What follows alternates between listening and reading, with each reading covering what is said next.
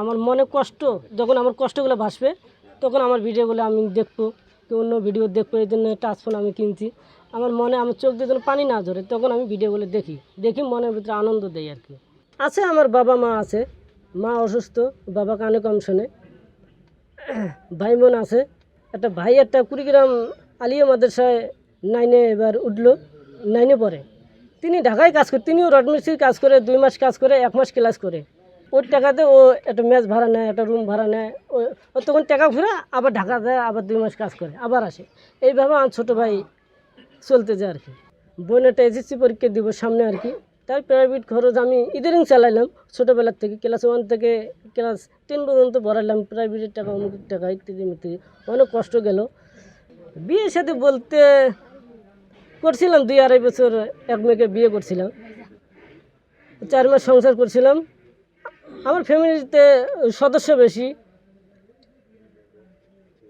আইসি ব্যয় বেশি।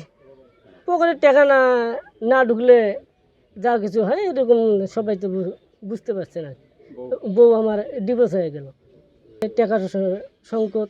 আমি নিজেই করতে পারি, আমার মনের ভিতরে কি উলট পালট কখন করবে আমি নিজেই করতে পারি না।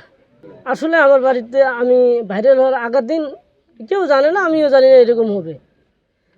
আমার বন্ধু বান্ধব ফোন দিলাম, যোগাযোগ করলাম, বলে আমি ঢাকা যাবো, আমার বাড়িতে খুব সমস্যা, চাল ডাল নেই, অমুক টুকু নাই, ঢাকা যাওয়া লাগবে। আবার আমার বোন আবার সামনে যাচ্ছে, পরীক্ষা দিতে যাবো, সেখানে খরচ দিতে হবে। এরকম কল্পনা করে আমি তাড়াতাড়ি ঢাকা যাবো। কল্পনা করতে খুব, আচ্ছা ঠিক আছে।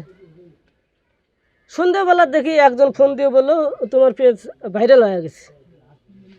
মনের ভিতরে অনেক খুশি, এদিকে খুশি, এদিকে রাত্রে আবার চিন্তা ভাবনা আমার হলো, বাড়িতে আবার চাল ডাল নেই, এগুলো কাকে বলি? আমাদের গরিব মানুষ, অসহায় এলাকা, অসহায় লোকের কথা কে শোনে? পরে বড় ভাই যারা আছে বলে, এখন কি করব আমি এই পরিস্থিতি? তারা আর 2টা দিন দেখ, আর 2টা দিন, আর 2টা দিন থাকতে যদি আমার যদি বাড়িতে যদি খাবার না থাকে, তাহলে হ্যাঁ আমি কীভাবে